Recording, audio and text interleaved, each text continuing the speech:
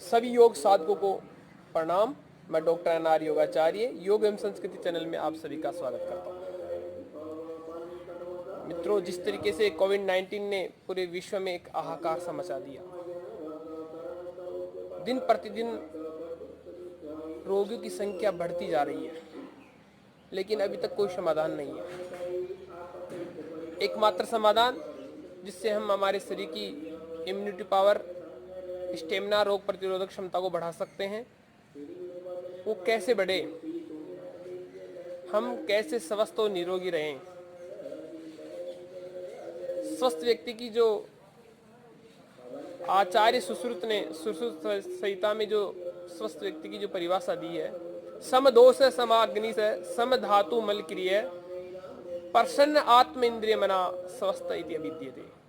यानी समदोष, जो तीन दोष है, वात पित्त और कफ, तीनों का बैलेंस होना हमारे शरीर में बहुत जरूरी है।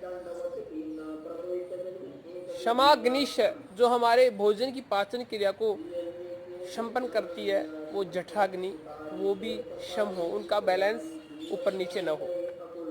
समदोष है, समाग्नि से सम धातु मल क्रिय, 7 जो धातुएं हमारे शरीर में होती है, रक्त, मांस, मेद, अस्थि, मज्जा, वीर्य, इनका भी बैलेंस होना बहुत जरूरी है। मल क्रिय, जो हम मल का त्याग करते हैं, वो भी संतुलित होना चाहिए। प्रसन्न आत्म इंद्रिय मना, जो एकादश इंद्रिय है और उनका स्वामी जो आत्मा है, अगर ये सब प्रसन्न है तो वह व्यक्ति स्वस्थ है। अब स्वस्थ रहने के लिए ये सब क्रिया कैसे स्वस्थ रहे, हमारा शरीर कैसे निरोगी रहे, इसके लिए हम क्या कर सकते हैं, कैसे हम अपने शरीर की स्टेमिना, रोग प्रतिरोधक क्षमता को बढ़ाएं। क्योंकि इस समय जो लॉकडाउन है, हम सभी घर पे हैं, समय भी हमारे पास काफ़ी है, समय का सही सदुपयोग हो सकता है।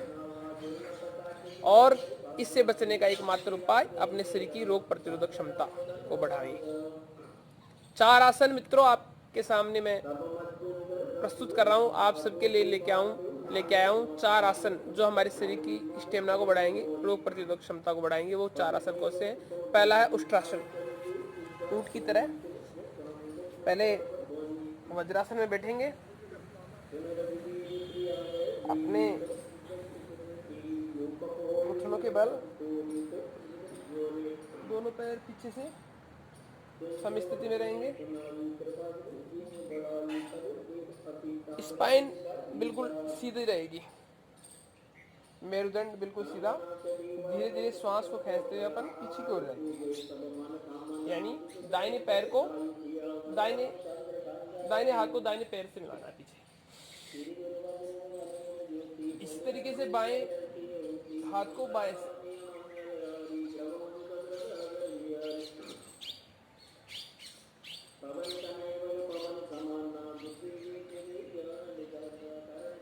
इससे हमारे थाइमस ग्लैंड को मजबूती मिलेगी, थायराइड से संबंधित जो समस्या है वो दूर होगी, गले की जो गल ग्रंथियां उनके जो दोष है वो भी दूर होंगे। और हमारा जो सीना है उसमें फुलावट और सीना फैलेगा, कमर से संबंधित जो समस्या है वो भी दूर होगी। धीरे धीरे श्वास को छोड़ते हुए उन्हें समस्थित।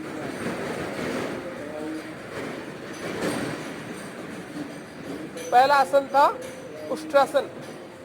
हमें आसनों के नाम भी याद होने चाहिए, इसके लाभ भी याद होने चाहिए, और इसकी क्रिया स्थिति कैसे कैसे है वो भी हमें याद होनी चाहिए। दूसरा आसन है अधोमुख श्वानासन। बहुत ही अपने शरीर को मजबूती देता है, स्ट्रॉन्ग बनाता है। हमारे जो उदरगत जो अवयव है उनको सबल मिलता है, यानी यकृत, प्लीहा, किडनी, गुर्दे, इनको सबल मिलता है, मसल्स मजबूत होती हैं। कैसे? घुटनों के बल बैठ के धीरे धीरे अपने शरीर को पीछे, अब इसमें शरीर को पीछे की ओर खींचेंगे, एड़ियां टिकाने का अभ्यास करेंगे।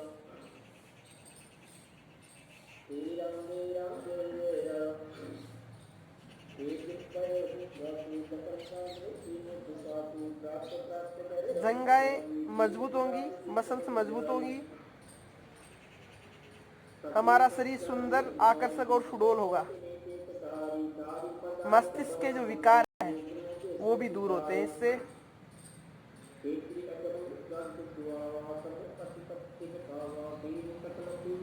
ऑक्सीजन का प्रवाह ठीक होने लगता है पूरे शरीर में, धीरे धीरे पुनः वापिस आना। जिनको कमर से संबंधित समस्या है वो घुटनों को ऐसे रख सकते हैं, ये स्थिति अधोमुख श्वानासन, इसको पर्वतासन भी कहते हैं। इससे हमारे चेहरे पे चमक, तेज और सौंदर्यता बढ़ती है। मस्तिष्क के जो विकार है वो दूर होते हैं, मस्तिष्क को शुद्ध वायु मिलती है, मस्तिष्क ब्रेन शांत और स्थिर होता है। इसी के साथ में है भुजंगासन। 4 आसन जो आपकी स्टेमिना को बढ़ाएंगे, रोगों से लड़ने की जो क्षमता बढ़ाएंगे आपकी। पेट के बल लेट के गहरा लंबा श्वास भरते हुए आगे की ओर अपने चेस्ट को बढ़ाना।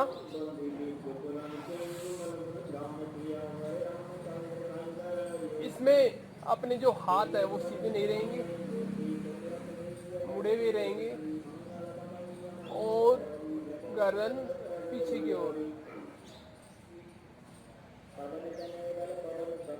धीरे धीरे श्वास छोड़ते हुए नीचे की ओर। मैं आपको एक एक क्रिया को एक एक बार बता रहा हूँ, बाकी आप अपने अभ्यास से इसको बढ़ा सकते हैं। हाथ, दाहिना हाथ नीचे, इसके ऊपर बायां हाथ और लंबा गहरा श्वास भरते हुए गर्दन, चेस्ट को उठाना।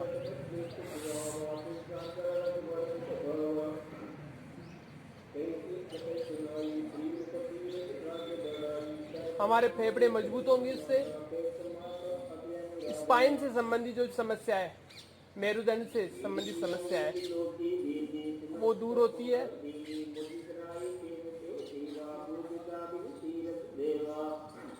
मेरुदंड के लिए तो एक तरीके से रामबाण है। हमारे कमर से संबंधित समस्या है वो दूर होगी निश्चित। नाभि से ऊपर का जो फैट है वो भी दूर होता है इससे। गले में जो गलग्रंथियां हैं वो भी निर्दोष बनती है, दोष रहित होती है। ये था भुजंगासन। तो ध्यान से इन क्रियाओं को अपन अभ्यास के माध्यम से प्रतिदिन बढ़ा सकते हैं। आगे है मत्स्यासन, मछली की तरह। पद्मासन लगा लें।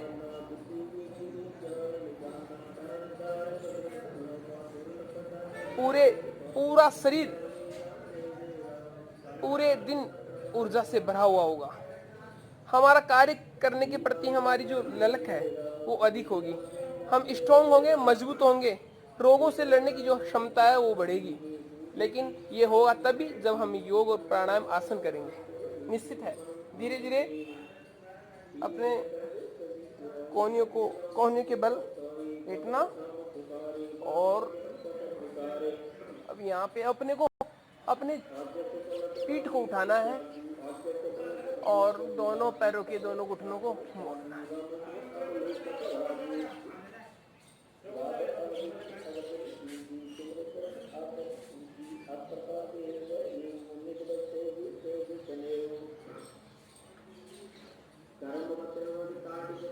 इससे क्या होता है, अपने सीने में फुलावट होती है, सीना फैलता है, चेस्ट की लंबाई बढ़ती है, उदरगत जो अवयव है उनके जो विकार है वो दूर होते हैं।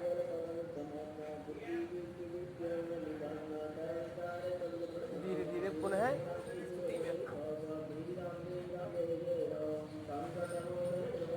और जब ये चारों आसन कर ले तो इसके साथ में श्वासन भी करना। रिलैक्स थोड़ी देर के लिए अपने पूरे शरीर को ढीला छोड़े, हाथों को, पैरों को, सिर को, मस्तिष्क को। एक शरीर में शांति स्थापित होगी। एक तरीके से पूरा शरीर सारे दिन एक्टिव रहेगा, मजबूत होगा। हमारे बॉडी के जो भी पार्ट्स हैं उनको सबल मिलेगा।